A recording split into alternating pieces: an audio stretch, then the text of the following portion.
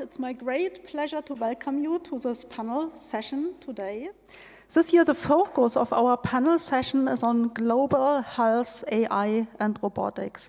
And in this session, we will highlight the potential of artificial intelligence and robotics to revolutionize healthcare. And I'm very happy that we have esteemed speakers here today joining us. We have with us Professor Dr. Juliane Fluck, Deputy Scientific Director of the German National Library of Medicine in Cologne, Dr. Magali Haas, Founder, CEO, and President of Cohen Veterans Bioscience, a non-profit organization located in New York. We have also with us Dr. Susan Thomas, Clinical Director at Google Health, located in London. Also with us is Professor Dr. Thomas Wiegand, Executive Director of Fraunhofer Heinrich Hertz Institute in Berlin.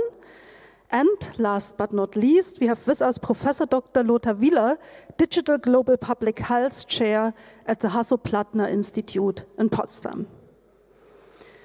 And a global goal, I see that the first slide is not coming, sorry. So a global goal, a worldwide goal, is to increase the effectiveness of resilience and sustainability of healthcare systems and to reduce healthcare delivery inequalities. And AI and robotics are instrumental to achieving this goal. Yeah, and this is the reason why we dedicate the panel to this topic today. And there are two domains that are particularly relevant for this topic. This is the access to health data and the trustworthiness of novel AI and robotics technologies. And therefore, I dedicate the introduction to exactly these topics, the development and the validation, the certification of AI and robotics technologies requires access to health data. And health data are particularly sensitive, so they need proper protection. There are many strict regulations, particularly in the European Union. Charité, University Medicine Berlin, and Berlin Institute of Health develop cloud infrastructure for health data. And they are spearheading this development in Europe.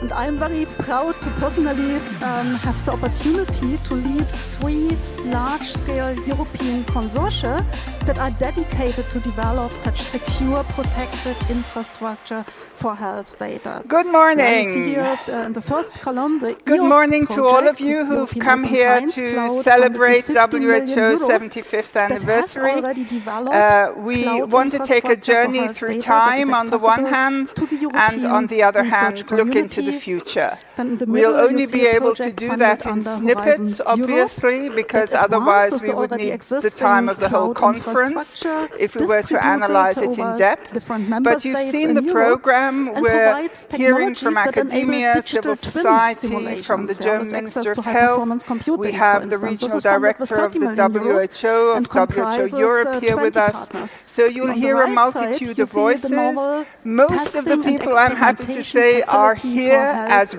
real and persons. robotics. A European But project funded we under do the have Digital some Europe others program who are with 60 joining us million euros, virtually, and with 51 and contributing I partners hope you that will build understand the virtual reason and why. physical testing So facilities before for we the all private sing happy sector. birthday, maybe some of And you the were concept of at data the Brandenburg spaces Gates has emerged yesterday, recently. even though it was In very Europe, cold. we have many different kinds of data And spaces. The we particular would like challenge, to show again, all comes of with you health data what that require actually protection happened because there. they contain So we sensitive have a short information about film the data subjects. to And put you health in the data birthday developed mood. by Charité, Universitätsmedizin Berlin, and Berlin Institute of Health provides such federated infrastructure in Europe that supports the goal to pool health data to make them accessible in a controlled way, in accordance with the law, with the European regulations. And it's even feasible to share health data beyond Europe with other countries if there is a so-called adequacy decision. It doesn't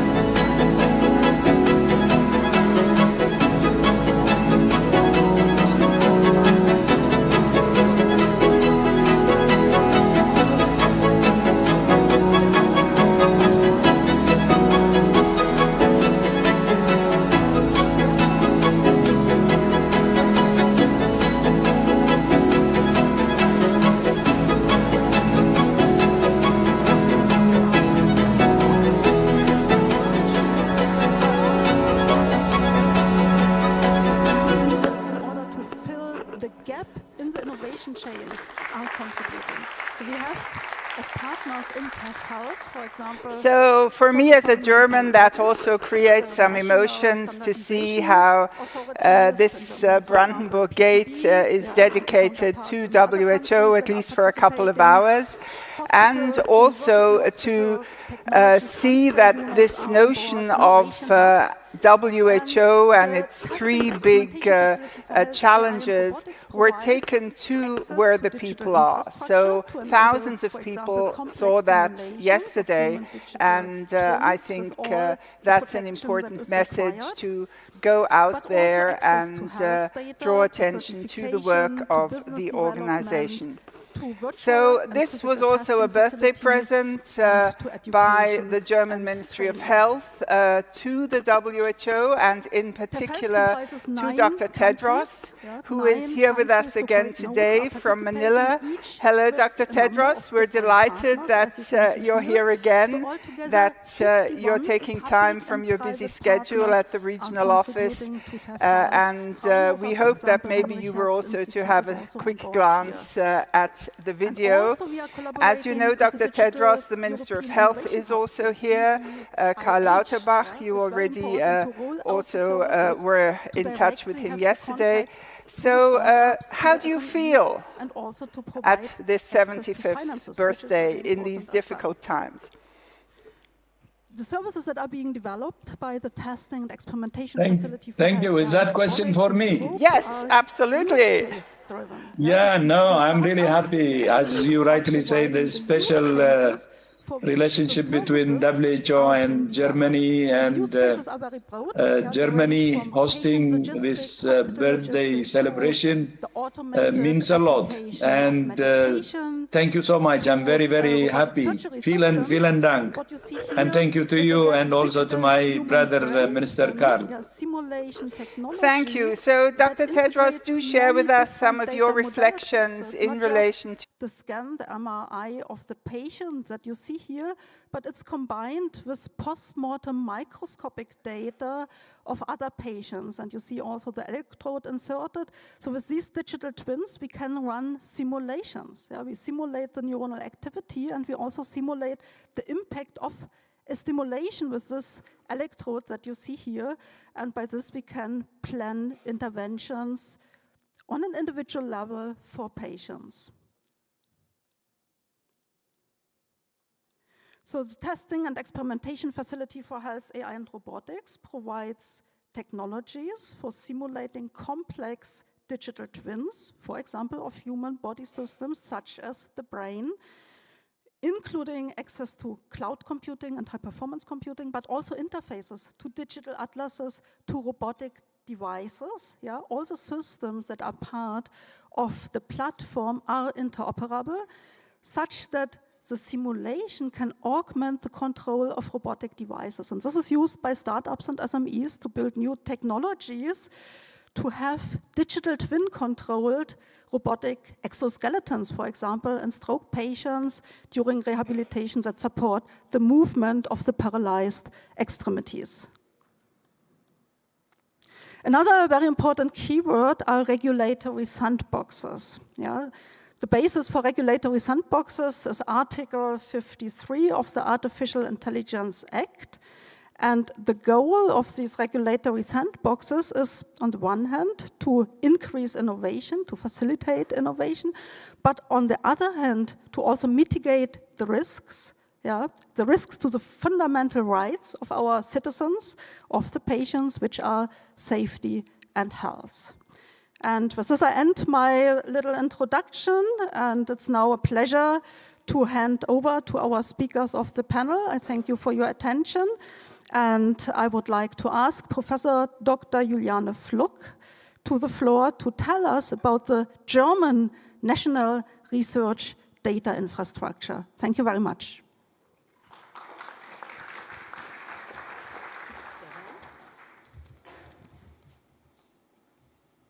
Okay, can you hear me? So I'm coming now, waiting for my presentation and coming back to Earth after this introduction about what AI can do. The point is that a health AI needs personal health data, and that's what I would like to talk about, what we are doing with NFDI for Health and what's necessary to get this data.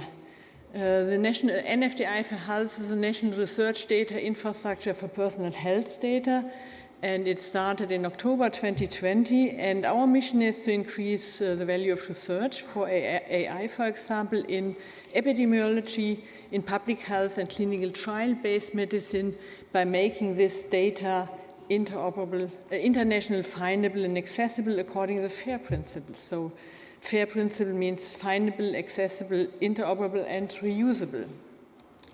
And we do that not alone.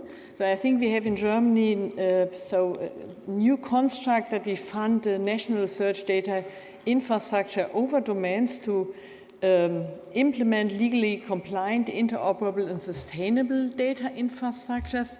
And we do that with a bottom-up approach. So we have currently 26 different NFTIs in the different science domains where we build up domain-specific infrastructures where the demands of the communities stand in focus. But on the other hand side, we work closely together in the association to build up coordinated networked information infrastructure to establish standardized research data management overarching, and also to develop domain-specific as well as interdisciplinary metadata standards and to interlink them with a lot of different initiatives in nationally, internationally, to create a shared base, because in a lot of cases you need not only data from one area, but you would like to combine data from different areas. On the other hand side, so on the domain-specific side, as Petra already mentioned, there's the European Health Data Space, and NFDI for Health prepares to be part of this data space.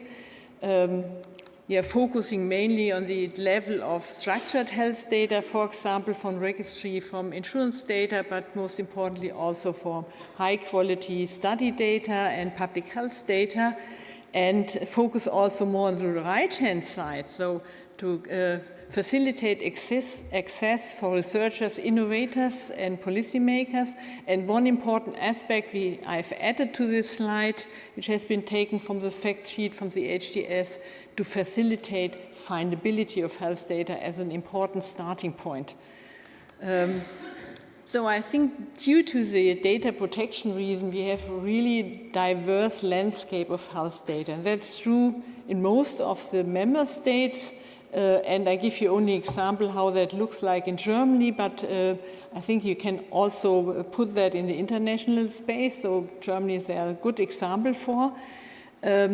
In Germany, we have now in the NFDI, we have two different consortia focusing on health data, NFDI for Health for the structured data, and GHGA focusing on omics data, mainly on genomics data. But we have also other infrastructures. For example, for health insurance data, the Federal Institute for Drugs and Medical Devices is responsible. We have a number of health registry data, and one where we have done a lot for interoperability is the cancer registries, where we have the Central Center for Cancer Registry hosted by the Robert Koch Institute, and we have done a lot of work in the past years for the Medical Informatics Initiative to create data integration center at the university hospitals to get access to healthcare data. Nevertheless, so the content is different, the responsibilities are different, legal regulations are different, and also the accessibility. In a lot of cases, you only have local accessibility and cannot transfer the data. So that means, so the ideal case, what you would like to have were central secure analysis platforms, which are possible in some cases, but to holding all relevant data, it's hard to achieve, at least at the short term.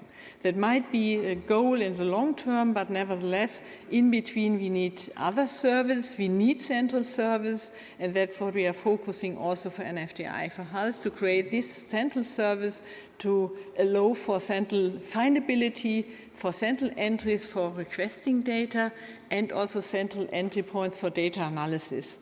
And we can do that in NFT for Health to provide blueprints for this service because we have a similar situation for our data. We have different data holding organizations for clinical trial or for epidemiological studies and create these services. So I will only give you an overview how that look like. So as a bird's eye of a data reuse process, in the middle is always these institutions, the data holding organization, which have the sensitive data, which most often is closed. But nevertheless, for this data, you have data which you can open up, which is the metadata really describing the data. And if you publish this data in a way that it's machine readable, then you can also create central search hubs where you can search for the data and make it enabled that researchers can find in central places, can find the data, decide what data sets are needed and what they want to have.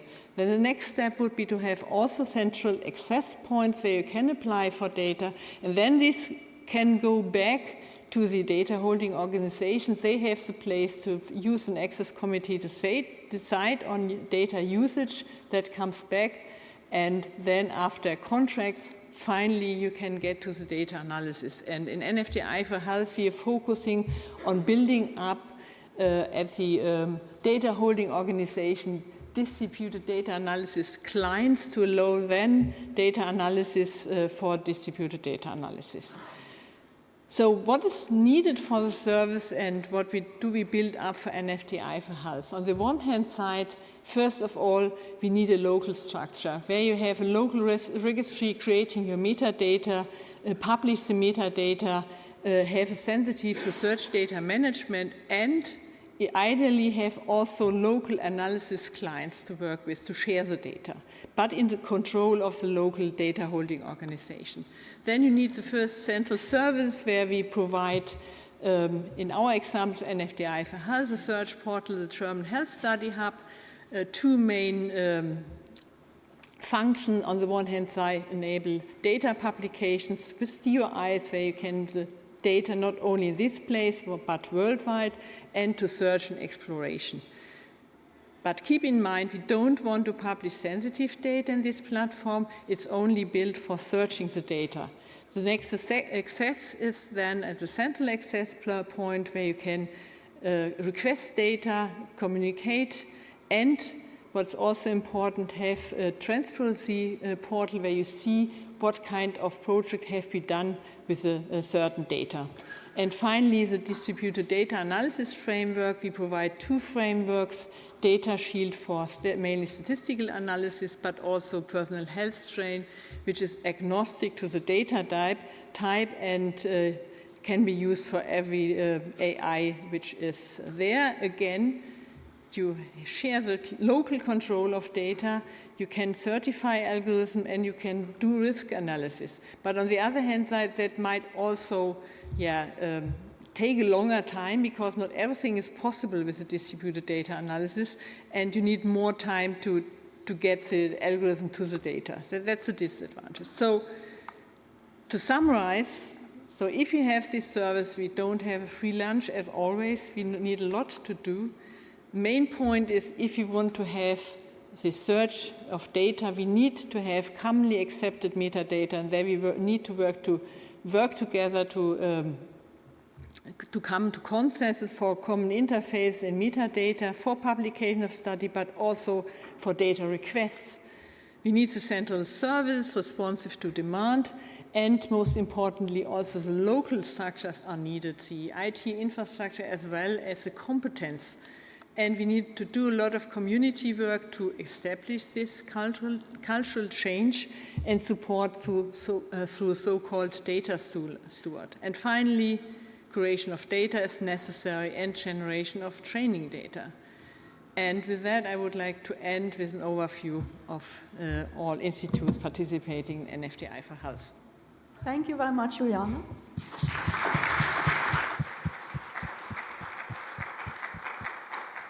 Now it's my pleasure to announce our next speaker, Professor Dr. Thomas Wiegand, who is the Executive Director of the Fraunhofer Heinrich Hertz Institute in Berlin, and he will speak about the global initiative on artificial intelligence for health care. Thank you very much.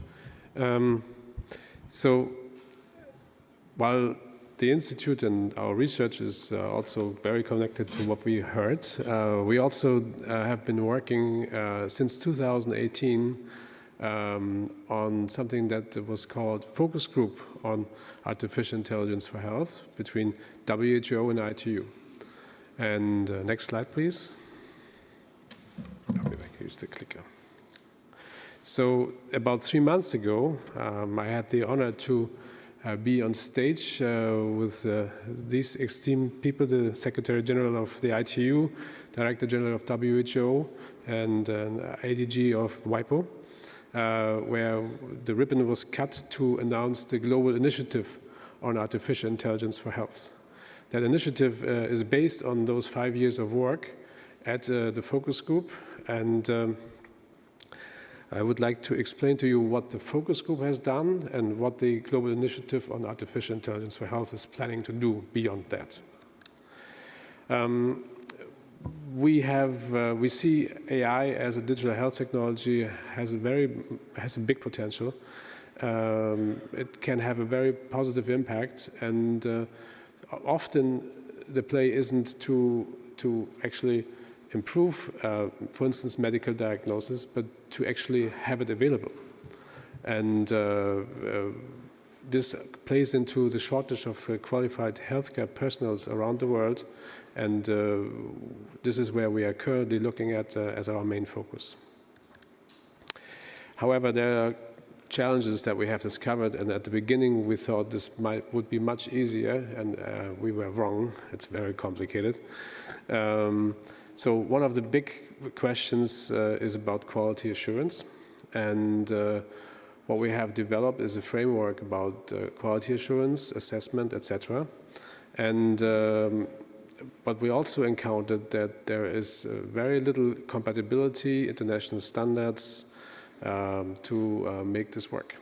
So let me start with how we set things up.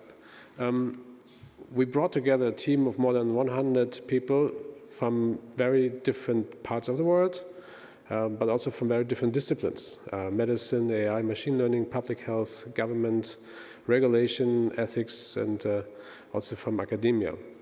And we started with trying to understand each other, and then we created work streams along all of these lines, because all of these things where these people are active need to be addressed.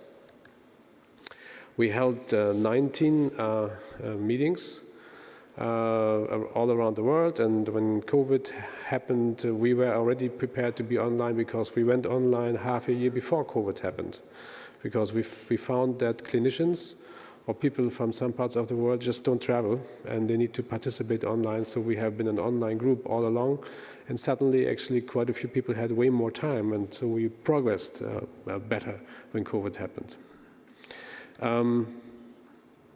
We had generous support of Botnar Foundation to bring people into our meetings from all around the world, and continue to do so. And so the global initiative on AI for health will be built on 3 pillars. The first one is enable.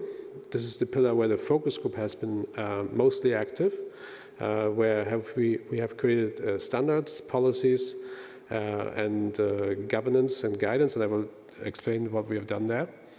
Then there will be this part of facilitate, the new part, where we want to bring together AI for health topics and projects and solutions on one hand, and those who need it on the other hand. And we don't want to swamp the world with even more apps. We want to actually listen to what people tell us what they need and provide them with solutions. And then in the implement part, we are setting up a system to bring in the private sector and to partner with governments that are willing to participate in this. And it should be more driven by those countries that want to have better solutions than by us or by those in the group telling them, oh, this is a better solution. So let me then talk about what the focus group has delivered. We have created various groups in the focus group to work on different aspects. One aspect was cross-cutting across all these AI for health topics that had to do with ethics, regulation, clinical evaluation, so how to introduce AI for health, data and AI solution assessment, data and AI solution handling, and then we had the operations and collaboration groups. And these created quite a few documents. And the other kind of group that we created were topic groups, where we had actual AI for health projects. For instance, like a cancer diagnosis group based on pathology images, or clinical symptom assessment group, and other groups. And what happened is these groups interacted, and by doing this interaction and by finding a way for them to work together, we actually achieved quite some progress. So we produced actually more than 2,000 pages of standardization and guidance. For instance, the WHO has published the ethics and governance of AI for health, the regulatory work, the common terms, and we produced technical test specifications, and clinical evaluation, data annotation, all these things. The topic groups, we had 24 of them on various topics, dermatology as well, and others. So one thing that we realized was producing documents is good, it's important, it's the basis, but once you throw a 200-page document at somebody, what are they going to do with it? So we decided to create an open code initiative where we actually implement everything that is implementable and make this code available to those who want to use it. So for instance, the data specification has formulas for measuring biases, cluster distributions, etc. But we also created the code to do that. In the histopathology case, the FDA told us we need 7 pathologists to annotate these molecular images. Well, if you have 7 pathologists and they have different characters, different intuitions, they may mean the same thing by annotating tumor cells or stroma cells, etc. But it still comes out differently, and for the classifier, it does look differently. So we standardize. We not only standardize annotation of these images, but we also provided software. So when they have the same intention, the result is the same, and so on and so on. Then we also create an auditing process where people can go through, with the AI for Health projects, through the auditing and basically do checklists on the ethical part, on the regulatory part, on other parts. And the auditing groups were actually consisted of 4 people, a regulator, an ethicist, an AI, and a medical person. We are having a benchmarking platform up and running where you can submit your algorithm and you get objective data and objective replies based on that. And we also worked on the standardization and implementation of health data formats, because that's a big thing, and what we've learned also from the German data center initiative, health data come in all sorts of formats, and harmonizing them and being able to convert between them is a big thing. And then another thing is also we work on the standardization of an implementation of federated data centers that allow us to do not only federated learning, but also federated annotation and federated testing, and also access to data. So to summarize, the Global Initiative on AI for Health offers an amazing chance. To give you an example, the regulatory document we brought together, we started with with the US FTA, we brought in the EMA, we brought in the Indian regulator, the Chinese regulator, and then 23 more regulators all across the world, and we had way more than half of the population of the Earth represented by these regulators in that group producing the documents. So this initiative allows us to go to a global scale and allows us to contribute to making AI for health useful for people that need better health outcomes. Thank you very much.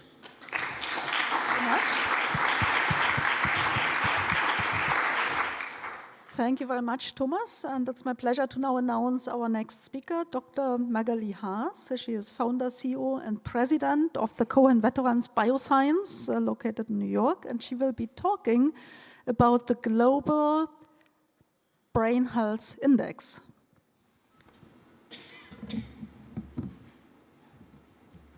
Waiting for slides. Thank you.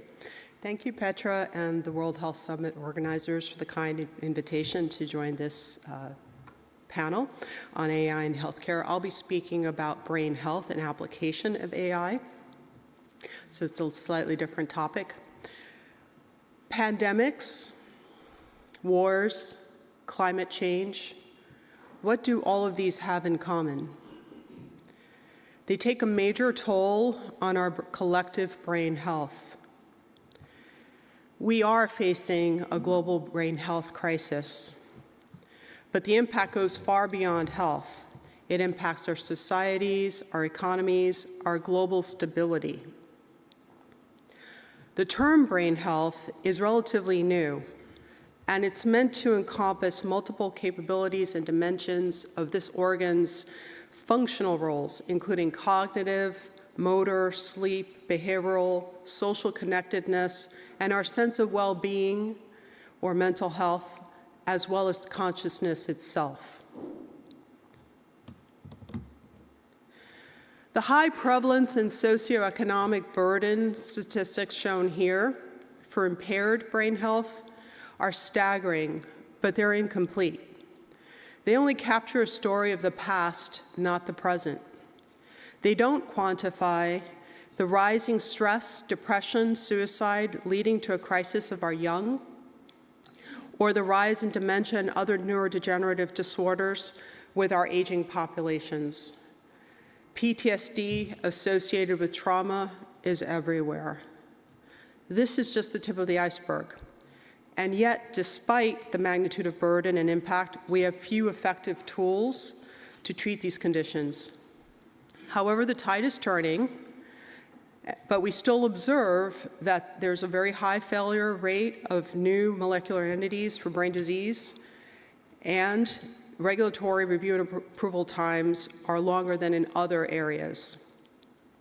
We have failed to invest in brain health. But why? A new campaign by the Organization for Economic Cooperation and Development, or the OECD, suggests that it's because we have failed as a community to sufficiently tie the burden of the consequences to the consequences.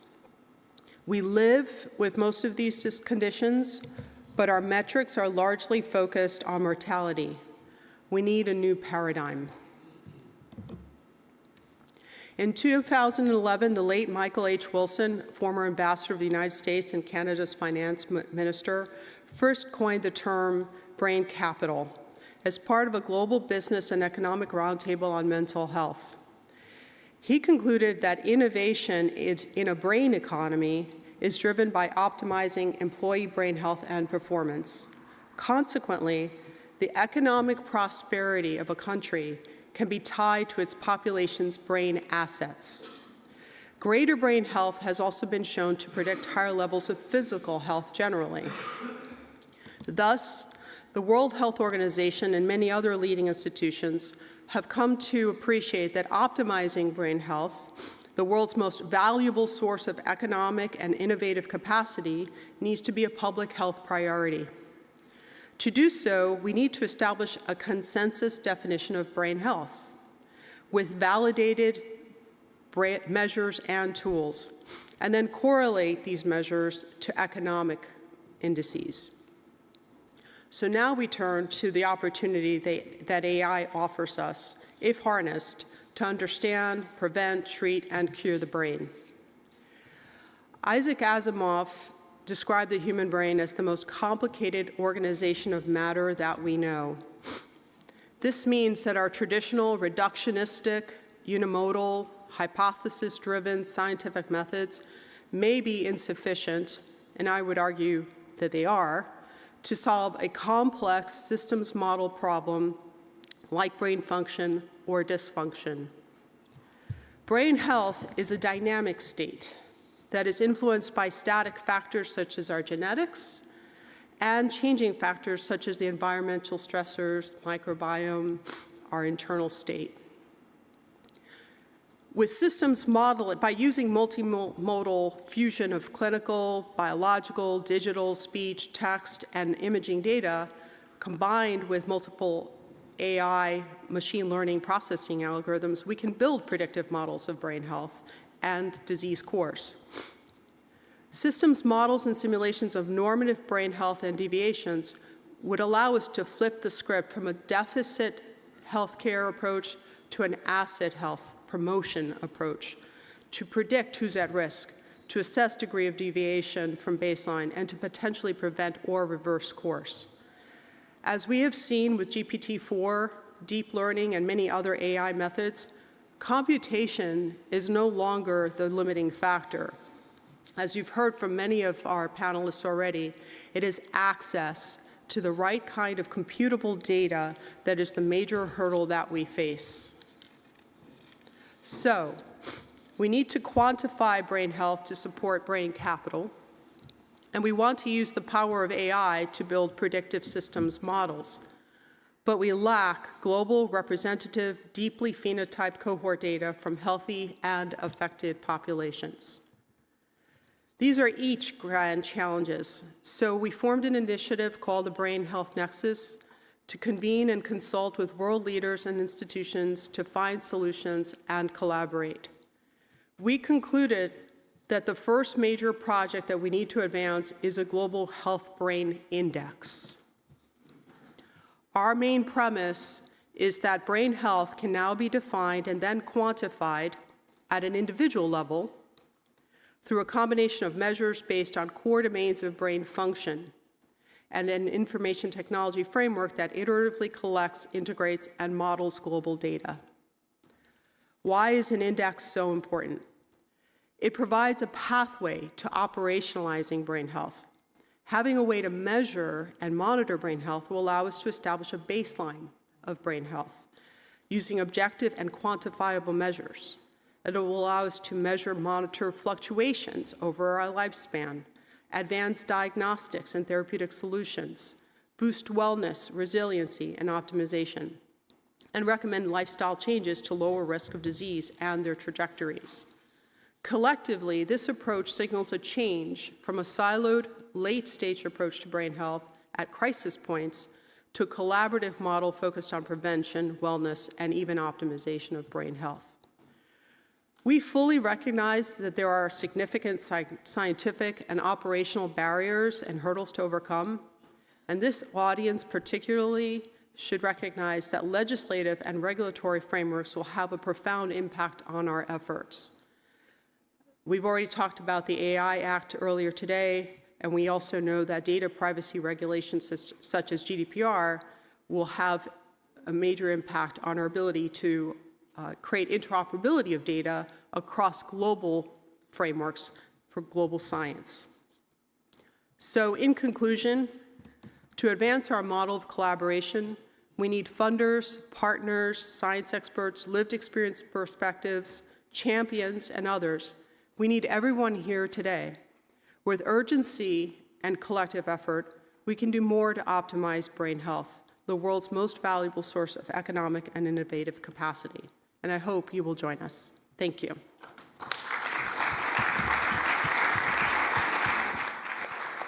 Thank you very much, Magali. And now it's my pleasure to announce our next speaker, Professor Dr. Lothar Wieler, Digital Global Public Health Chair at the Hasso-Plattner Institute, who will speak about the role of national public health institutes. Thank you so much for having me here. I'd likely change gear a little bit because I particularly concentrate on public health institutions and how AI should also foster the ability of public health institutions in the future. I think that most of you have at least understood after the COVID pandemic how important the work of national public health institutes are. And as you may know, I have been director of the National Public Health Institute of Germany for 8 years, the Robert Koch Institute. And we already 5 years ago launched an initiative to start a department of AI and public health at this institution.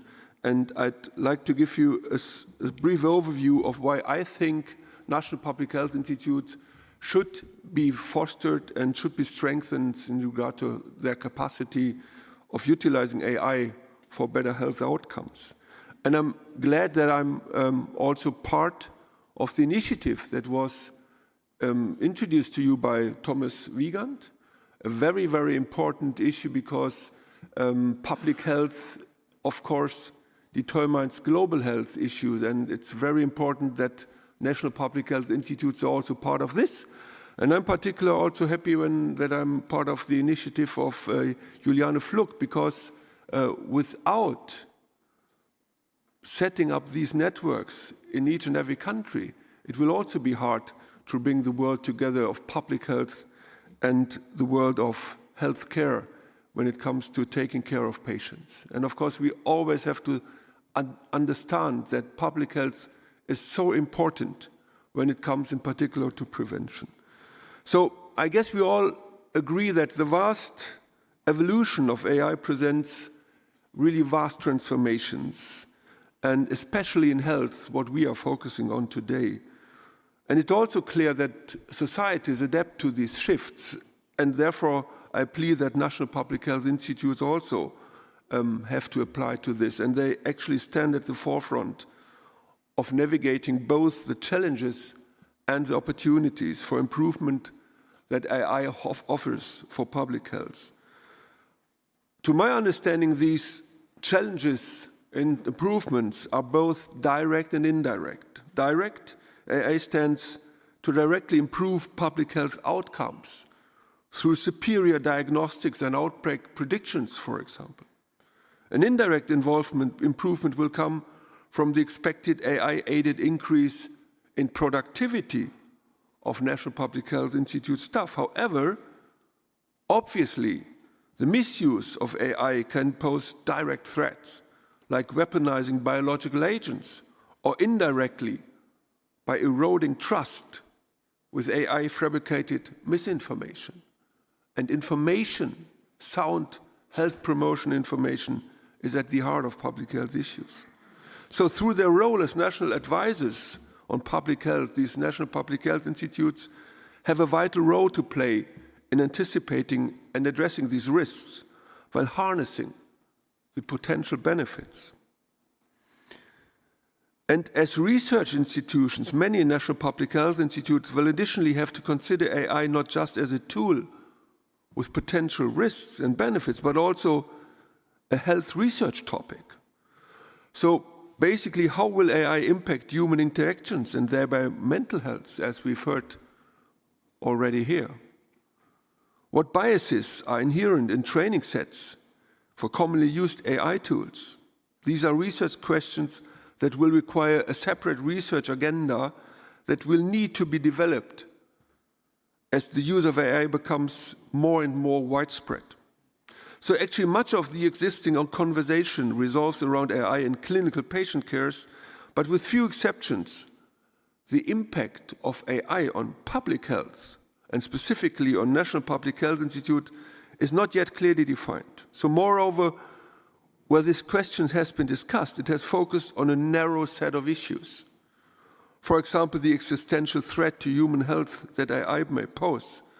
So I'd briefly like to challenge you with a framework, because the National Public Health Institutes are so different in setup, in legal mandate, in financing, in structure. And so I want to refer here to a framework that has been set up by WHO regional office, basically listing 10 so-called essential public health operations. Because these are examples which are comprehensive and which we can elude on when it comes to the threats and challenges and chances of AI. So the 10 public health functions where I see AI should be used are: first, surveillance of population health and well-being. Obviously, automated processing and harmonization, ordering and interpretation of large data sets will be much more easy by utilizing AI. There will also be improved ability to discover correlations between new risk factors and health outcomes. The challenges are how to safeguard private data and ensuring that individuals are not identifiable within large data sets, for example. The second essential public health operation is monitoring and response to health hazards and emergencies. Obviously, there's an accelerated role out of public health measures that require complex planning.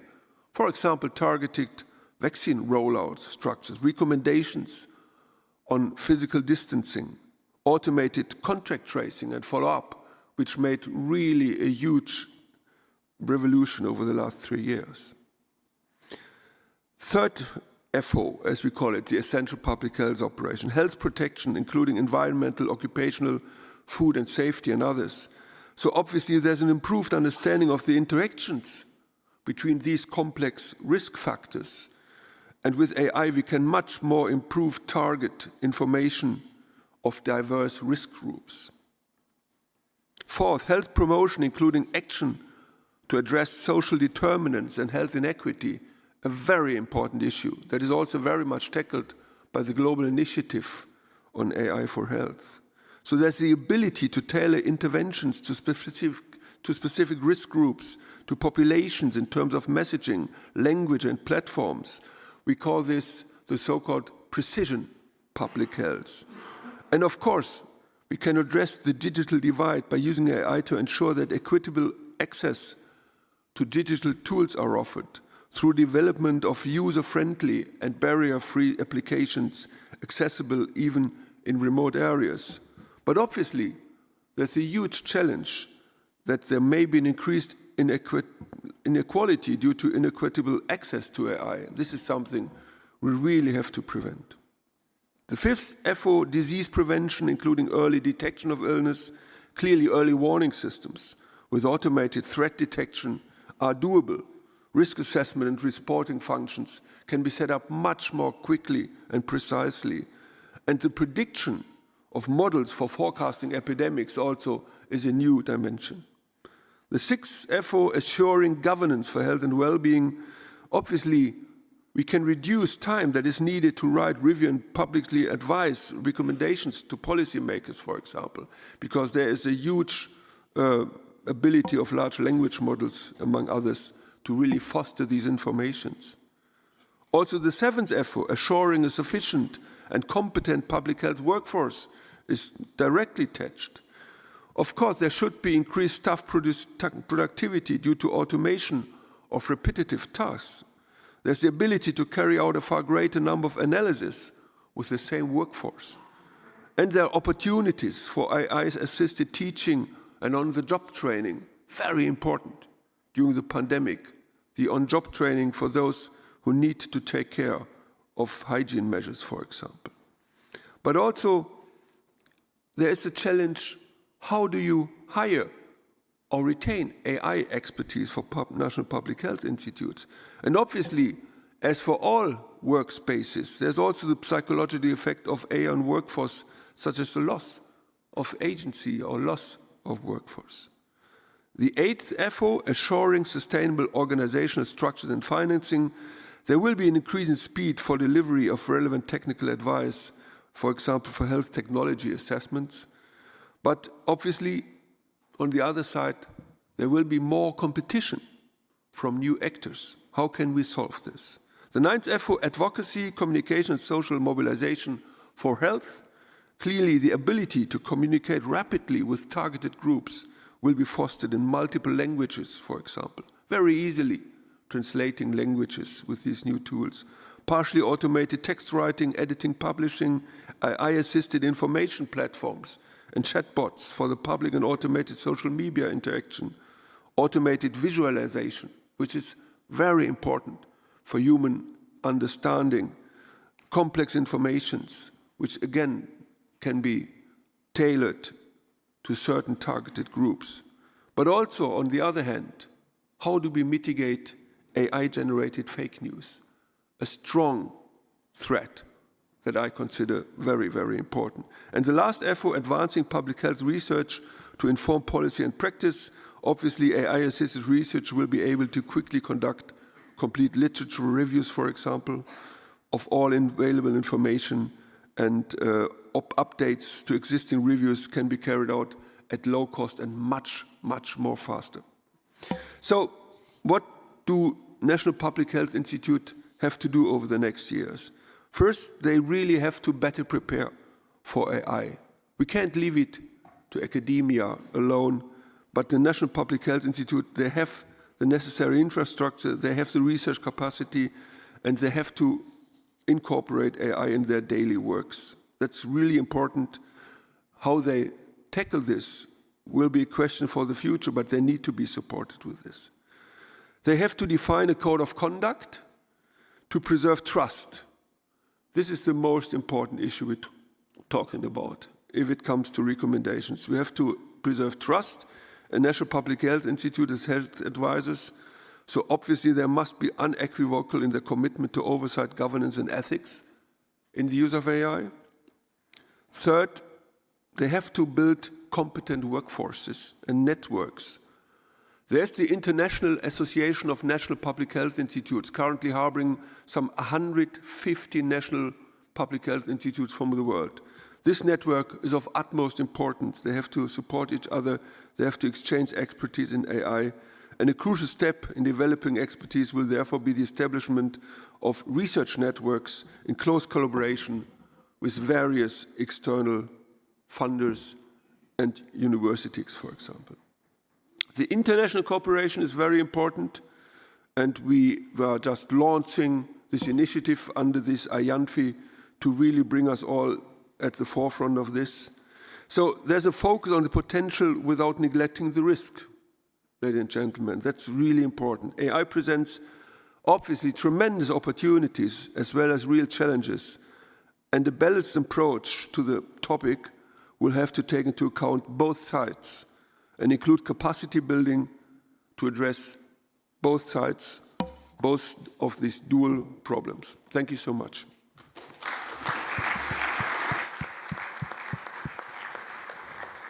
Thank you very much, Lothar. And now it's my pleasure to announce our last speaker, Dr. Susan Thomas, Clinical Director at Google Health. And Dr. Thomas will be speaking about ethics, equity, evidence, and partnerships in healthcare. Thank you so much for having me here today. I'm somewhat in awe coming at the end of this esteemed panel. The imposter syndrome that has dogged me and so many of us throughout our careers is certainly out in force, so thank you for having me here today. I lead the team of clinical specialists at Google who sit alongside our product and engineering teams doing research into health AI. My team basically sit there in bed and help act as translators between health workers and consumers and health systems and the team that are building the products to ensure that we build effective, useful and safe products that can improve billions of people's lives. We're at a pivotal moment with regards to AI and the possibilities it offers us. Sundar Pichai, our CEO, talks about this being the biggest inflection point since the invention of the smartphone and the invention of the internet before that. And healthcare is, without a doubt, one of the areas where this could have the greatest impact. I've been to a number of meetings in the UK over recent weeks and months where government ministers or shadow government ministers have spoken about AI and generative AI, and they always start off with a health use case, and we know the importance of it. So it's an incredible privilege to be working at Google as this all unfolds. The pace with which things are being developed and progressed can feel at times breathtaking and somewhat breakneck. And so it's really important that both as an organization and the health team within that organization, we're really clear on how we are working and intend to continue working. 3 things sum this up. We need to be bold, we need to be responsible, and we need to work in partnership. Let me take each of these in turn. We need to be bold. AI has the potential to solve the world's biggest challenges and positively impact on people's lives. And as I said earlier, this is true, if not most true, of the health sector. And this is true of both predictive and generative AI. Everybody's very excited at the moment since the introduction of large language models and ChatGPT a year ago. But we've been doing this for a decade with our predictive AI. At last year's WHS, we talked quite a lot about a model we had just launched that can read, using 3 sweeps of a pregnant woman's abdomen, the gestational age and position of the fetus. It makes me gasp when I think about this. It's kind of astonishing because it's a blind sweep and it can be used by anybody, and it was as effective putting it in the hands of an untrained worker as in the hands of a trained ultrasonographer. We all know about the fragility of antenatal pathways in low-resource settings. Imagine putting that into the hands of community health workers who can then triage women and make sure they receive safe care because they're getting triaged through to obstetric care. Since then, we've partnered with Jacaranda Health in Kenya, and they're helping us test that model further and think about how we go the last mile, really taking things into action. We heard Magali speaking earlier about her multimodal work, and we're really exploring that at Google as well. We recently published as a preprint on Archive a paper about our multimodal model, Elixir. Medicine is an inherently multimodal discipline where doctors and other healthcare professionals have to take information from many sources: the history from their patient, the electronic health record notes, x-rays, blood results. It's not a single modality thing. AI models over the past decade have focused on one modality only typically. Is this scan normal or not? What does this genomics information show us? However, with the acceleration of generative AI and large language models, the opportunity to link different modalities together is really starting to emerge. So what is Elixir that I just mentioned? We start with an X-ray foundation model that is a convolutional neural network model that has been trained on hundreds of thousands of chest X-rays, thus allowing other developers to build and train models with much smaller data sets. We then have trained a lightweight medical information adapter that re-expresses the top layer of this foundation model and then links it to a large language model that is able to read text. So we've then trained it with an X-ray set with the free text that radiologists write about those X-ray sets, with some extraordinary results, where we're now able to have question and answer with this Elixir model about the diagnosis from X-rays. We all know how many X-rays go unreported every year. They get taken and no radiologist, because we don't have enough capacity, gets to actually see them. This could be transformative. So we need to be bold in imagining the transformation that these tools can bring and what we therefore do. Secondly, we need to be responsible, and there's a number of dimensions to what this entails. We know that health moves at the speed of trust. We are in the early stages of understanding the full runway for these new AI technologies, and if not developed and deployed responsibly, AI could amplify existing disparities. Hundreds of millions of people turn to our platforms and services every day for information about their health or their illnesses or their symptoms. It's absolutely incumbent on us as Google to ensure that people can continue to do this and have confidence that they are accessing reliable, accurate, and authoritative information. And we know that large language models can hallucinate. Indeed, it's one of the things that everybody is anxious about. So proceeding with the appropriate guardrails and care has been absolutely central to our work, not just in the health space. We've just launched a feature on Bard, which is our conversational large language model that grounds the information that Bard provides. That is, it shows you the veracity and the provenance of the information that it gives you, allowing an individual to assess whether they trust that information or not.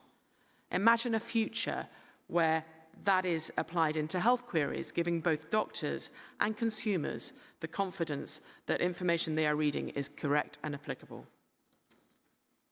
We've long said AI is too important not to regulate, and too important not to regulate well. We first published our AI principles back in 2018 and have updated them regularly since.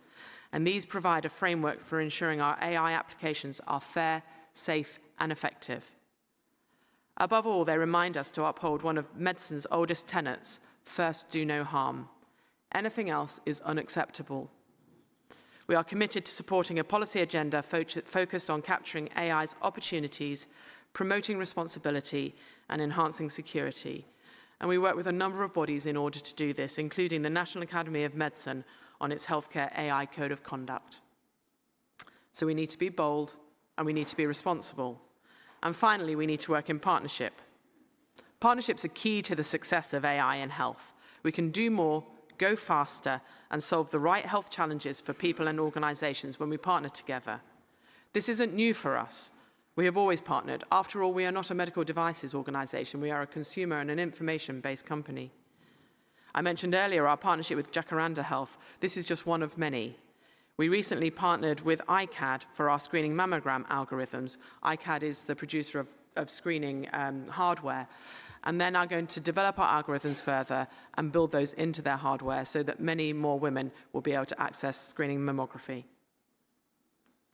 We also want to ensure that the advancement of these new generative AI technologies happens with healthcare and not to healthcare.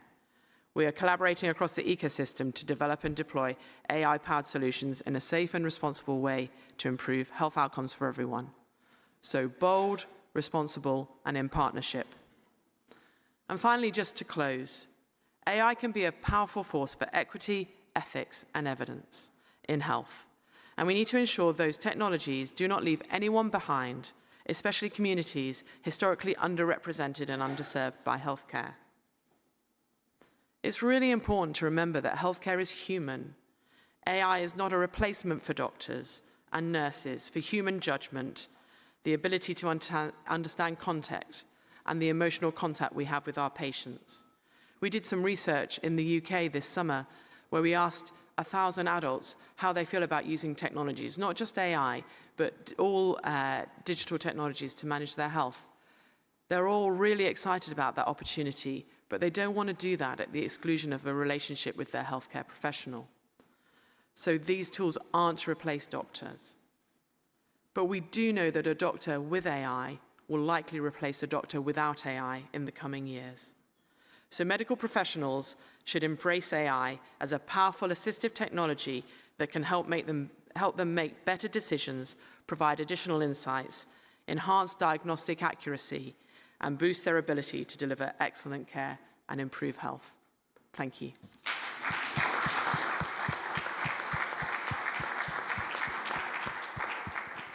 Thank you very much, Susan. And I thank all the speakers for their very inspiring contributions. Now we have time for questions and answers. And I ask those who have questions to use one of the microphones that I think should be somewhere. Maybe the organizers can guide the audience. And ask your questions in the microphone. Please also specify whom of the panelists you are asking. Yeah? And I will start actually with the first question until the first person from the audience finds a microphone. And I ask you, Juliane Fluck, you gave a very impressive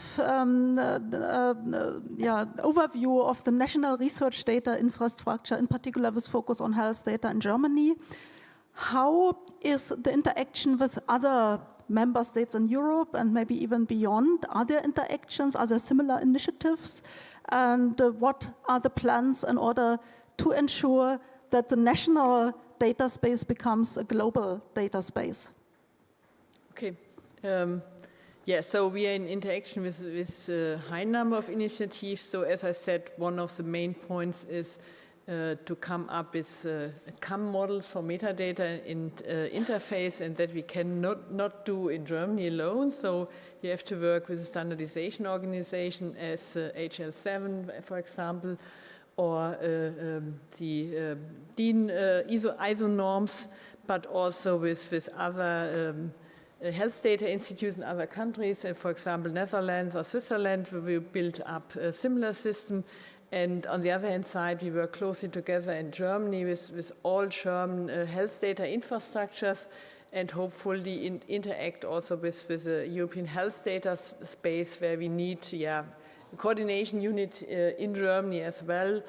Currently, I think it will be the bee farm to have that and go beyond that, doing this only in Germany. Great, thank you so much. And I see there are already persons from the audience who have questions or comments, so please go ahead. Yes, thank you. Boy Eliasson, I'm from Copenhagen Institute for Future Studies and also a fellow at Robert Bosch Academy. So first of all, thank you. It was very fascinating to hear both the science, technology, and also on the frames that we need going forward. But I do have a couple of questions on these, because on one side, it's very much based on our current understanding on how we deal with privacy and what society needs. On the other side, we are saying we can solve a lot of things. So for instance, if we really want to apply the use of data for learning health systems and helping those who need it the most, linkage data is key. And aggregated anonymized data and the personal data still needs a link if we really want to learn on those parts. So how do we, I mean, everything you said is really nice. I work with this in the Nordics as well. But how do we get to the next step where we admit that the frames that we have today are not sufficient? How are we going forward with that? And it's not a specific question. I think the first one who wants to answer can take it. Thank you so much, and I actually take the question. I'm very happy because it actually relates very much to exactly the work we are doing. Yeah? Creating infrastructure, digital infrastructure that is compliant with the law, with the regulations. Yeah? We have very strict regulations in order to protect the privacy of individuals, but that doesn't mean that we cannot use the data. We just need the infrastructure where it is possible to demonstrate compliance. And this was lacking. Yeah? It's being built now on the European scale, on the national scales. And with this, there are organizational measures in place, there are technical measures in place that provide protection, but nevertheless enable doing research, secondary use of data, even if they are not anonymized. Yeah, this is at the center of my heart, actually, that we need to be able to do research on non-anonymized data, yeah? Because very quickly data become identifiable. If they contain biometric information like brain scans, they are identifiable, and you do not want to anonymize those data because then they are getting useless for many research questions. And having the infrastructure, having the mechanisms in place, this is exactly what is being developing and where we have now already working solutions. Yeah? I hope I could address your question, and if there are other comments on this topic. I would add to that, because we have a major problem in Germany, because we have no unique identifier. Even for the health sector, we don't have that. And linkage of data, that's a major use case for NFDI for health. We have published a white paper about that, because really in Germany we have a situation which is not solvable only with infrastructures. We need the linkage and the loans to make linkage very easily. So I agree with you, that's necessary. Maybe to quickly comment, having linkage, as we have it in the US, for example, with the NIH system, is part of the infrastructure that we need and that we are presently building. Yeah?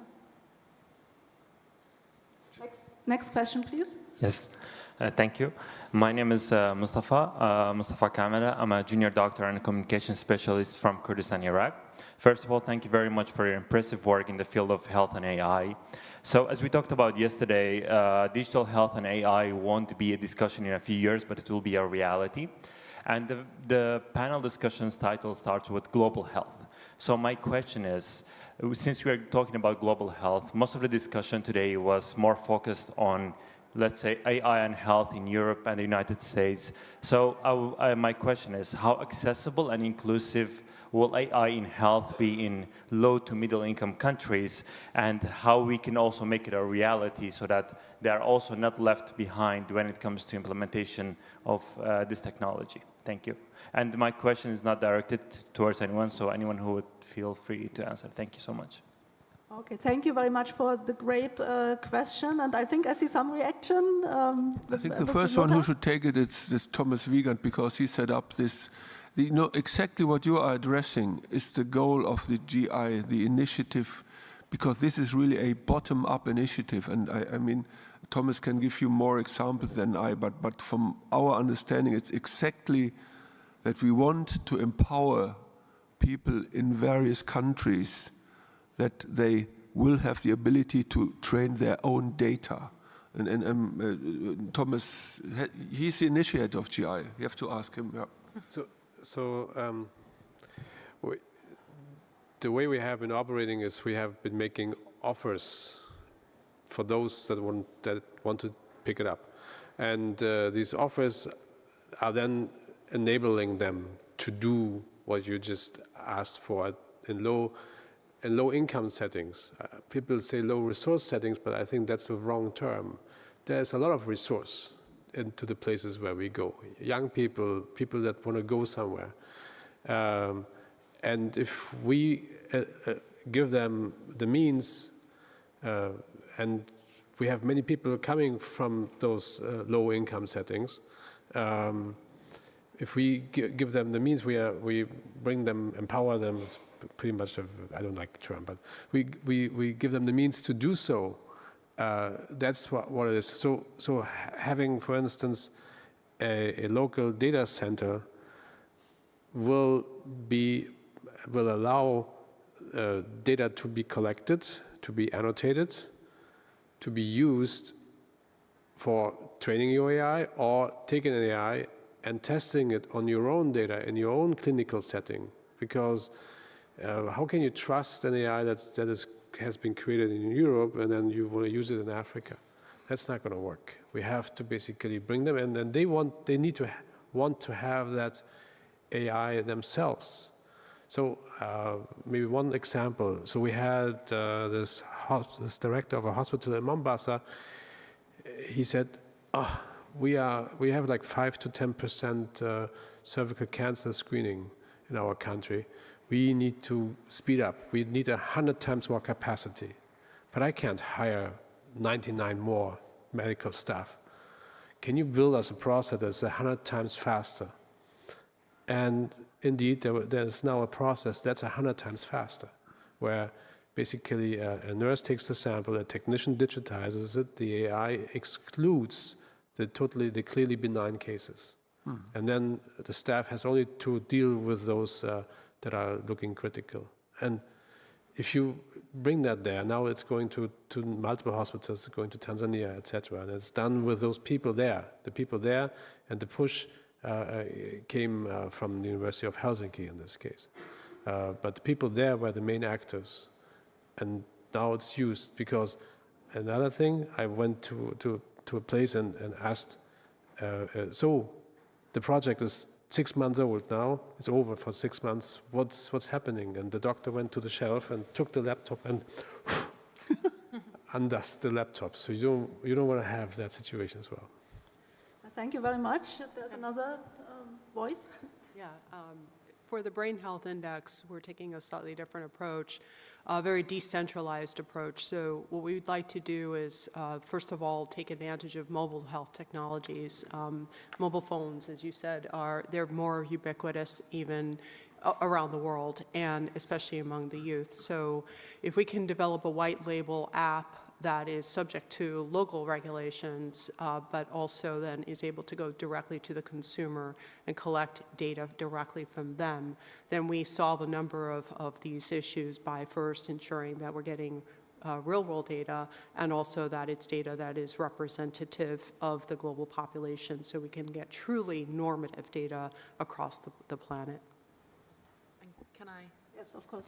Just add to that. I mean, I talked about our work with Jacaranda Health in Kenya around our fetal ultrasound. I mean, a lot of Google's products, we're really fixed on that whole equity agenda. And yes, there are underrepresented and underserved communities in the UK and the US, but many of those are global, as you asked about. So we have a product that can screen for diabetic retinopathy, ARDA, and we've rolled that out in Thailand and India, where we're screening many people who are able to therefore get better eye care when they have diabetes. We also have a product called our Open Health Stack, which is a FHIR SDK that allows local developers, we've kind of done the heavy lifting of building a FHIR compliant SDK that sits on Android. We know Android as devices are ubiquitous in low-income settings, and it allows local developers, therefore, to build applications and AI products that are locally appropriate. As Thomas was saying, they need to be tested and done locally. So I think for us as an organization, that global reach is at the heart of what we're trying to achieve as well. Maybe to add one more example, in December there is a brain imaging conference held in Africa, where we exchange between the African brain imaging community and the European community about standards for annotating brain imaging data. Yeah? So this is one way of collaborating with less economically developed countries. Another big topic in the brain community, brain health community, is to find methods that are economically affordable. Yeah? Less expensive methods than, for example, magnetic resonance imaging would be electroencephalography. This can be afforded, and developing methods to obtain the markers that Magali mentioned from such less expensive devices. This is another initiative and plan in order to be fair and global. And with this, I hand now the voice to the next speaker, or not speaker, sorry, the next person from the audience who wants to give a question. Yeah, good morning. I try to make it short. My name is Thomas Hessler. I am an expert and advisor, especially in the tech and startup industry. And I really appreciate all your efforts in AI, especially on a global level, which in my eyes is absolutely necessary. But my question goes in the direction you touched recently a little bit. I think the pandemic showed us all very impressively how hard it is to come to global consensus when it comes to rules in a way of health, whatever, you know. So I'm wondering how much you consider and also bring into your concepts on global discussions, how much basically trustless and decentralized concepts would work. Because we think, especially the startup industry, that a world which is decentralized and trustless is way more sustainable. And the data which we are talking about, at the end of the day, belong to the people. And we believe that the data become the biggest assets of the people, of every person in the future. So the responsibility of this data should be in the hand of the person and not in the hand of the government. I mean, I don't want to skip the government, you know, I see how important that is, but I also see how hard it is to come to global consensus on that level. Thank you very much for this question, and I would like to react initially, if I may. So actually the idea of giving control to personal data to the data subjects is also implemented in the European health data space. Yeah? There, the goal is to bring the patients, the data subjects, in control of their data. The challenge is that presently we don't have yet the perfect technology to, and it's not implemented yet on a broad scale. Yeah? But we need such infrastructure that enables this control, like cryptography measures. Yeah? Of course, they exist, but the infrastructure on a large scale is not yet implemented. But I fully agree, it's very important. And at the end, it's it's actually belonging to the data subject. The data are belonging, under proprietary law, so to say, attached to the data subject and the patient. Yeah. I would be interested in an answer from Mr. Wiegand, because you talk to all the regulators basically in the world. The question is really, is blockchain technology part of the topic you are discussing, or is that not on the table at all? A global consensus is something very ambitious, and it may not even exist on any topic. So what we are looking, blockchain has been part of the discussions, and it comes up every once in a while. What we're doing is we are making these offers, and they can be taken up locally and they can be modified. And for instance, the question of privacy versus health come. They don't have to go against each other, but sometimes they do, and then countries have different priorities, and you can tell when talking to them, they have very different priorities over this. And to enable progress locally under their conditions is the challenge that we want to overcome. And one of the things that we are doing is to bring in, as WHO calls it, private sector. And we are creating what we call innovation factories, where we do matchmaking on the local level with VCs and startup companies and university projects, and bringing them together. We are just, then after that, they have to do their thing, but we try to bring them in with their SDG focus. There are quite a few VCs that fund SDG-focused startups. And this is going to be hopefully a part of making this sustainable, making this work not only next year, but also 5 years to come. So to go back to your question with regards to like having trust built in, I think that's what you mean by trustless, right? Trust built in. You can't just cheat. It's impossible because technically, yeah, that's something that is being discussed. However, some settings can afford such technology, and some settings can just not do that, right? And a laptop is the maximum of technology you can have in a certain place. And then the blockchain whole topic goes away. But in other places, that topic can be very useful. So. Thank you. Maybe to very shortly add to this, so we are building these virtual research environments where the data stay in the environments, and in principle, each activity of a user can be tracked. Yeah. So these environments are existing already, and with this is actually the trusted technology, but you never have 100% risk-free system. So you always will have a risk for the data. I don't think that it's possible to completely protect the data ever. Next question, please. Good morning. Thank you for the interesting panel so far. I was wondering, AI has been shown to amplify discrimination, especially structural discrimination in different sectors. I was wondering what your strategies are to counterbalance that, especially when coming to health. It's a very important question. Please, Lothar. I mean, first of all, you're absolutely right. I mean, the challenge is huge. Therefore, it's of utmost importance that you really understand what's going on. So you have to be educated, you have to empower the people who use it, you have to explain AI. There are some technical solutions to this, but what I understand is the most important issue here that you really understand what's going on, so that you really, if you use this technology, those people who use it have to understand what they are doing. That's the only way you can really make it a trustable innovation. This has been with various innovations over the last hundreds of years. But I think the most important issue here that really transparently talking about all these issues, both the challenges and the chances, but it's really hard sometimes to do it because we often have this black and white discussions, but we have to be transparent that there can never be 100% safety and security.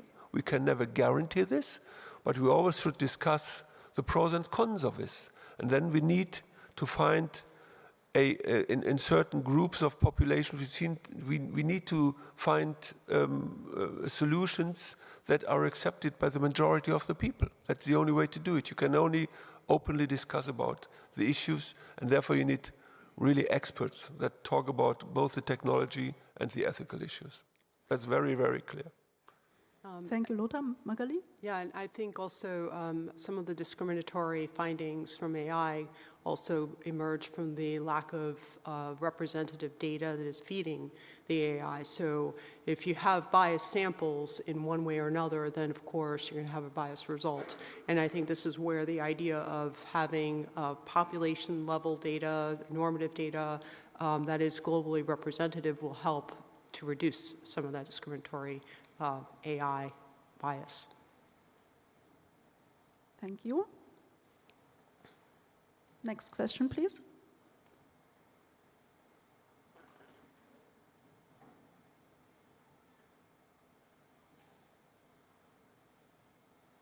Okay, it didn't work. Yeah, I don't think that one was on.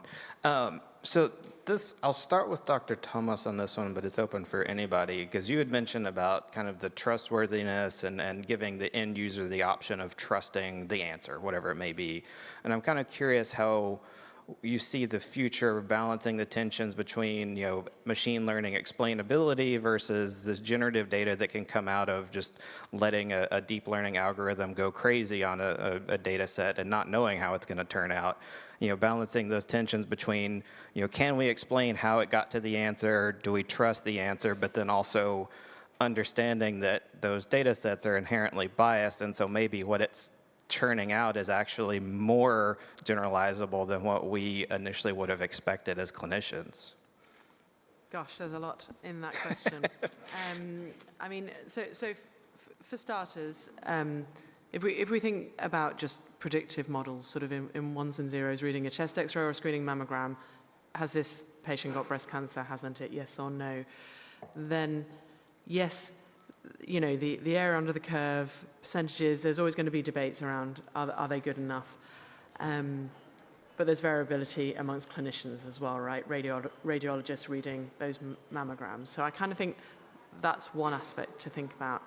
I think in terms of what I was talking about, sort of the groundings, that feature of hallucinations in large language models is definitely there, and that will, we can sort of tune them up or tune them down accordingly.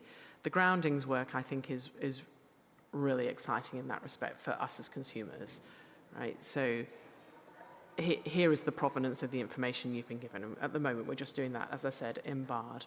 But of course, we're starting to think internally about how does that apply to broader data sets. So we've talked a lot about MedPalm, which is our medically tuned large language model. Well, if that's producing information, can doctors have confidence in that? Well, again, if you apply that groundings to it. Now, that's clearly a sort of a text-based, search-based environment.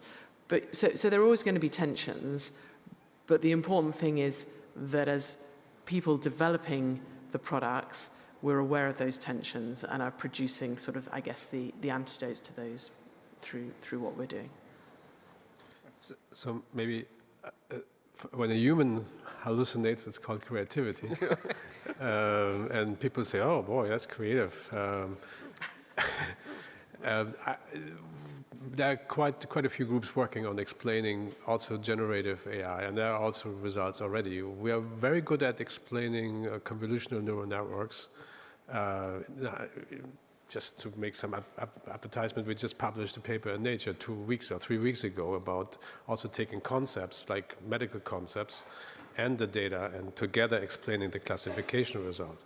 And also working towards generative AI and how it came up with facts that it's stating, like it has to do citations, and how it came up with the concept it's bringing up. So if you're creative yourself, if you ask yourself, you're creative as a human, and you say, well, this is my idea, and then people will ask you, so what is it based on? And then you will have to explain it. So the AI will have to find methods to also rigorously explain its hallucination or creative outcome. And technology is underway to provide that. And I believe if you have for instance, if you have a medical diagnosis, and it's not only explained in the data, but it's also explained using medical textbook argumentation, and that's convincing to experts, I think that's pretty good. So I found the way these generative AIs create databases these days by reading all the data, by reading the patient records, and then instead of ahead classifying things, you just ask the AI what you want to know. And if you find a way to make it accurate through citations, validations, etc., it's a new way of looking at databases, and it's going to actually be really, really useful. Thank you very much. I'm afraid our time is over. I had to promise that we will finish in time. So thanks everyone for contributing and for participating. The speakers will be still here, so feel free to come to the stage and ask your questions here. Thank you so much and enjoy the rest of the conference.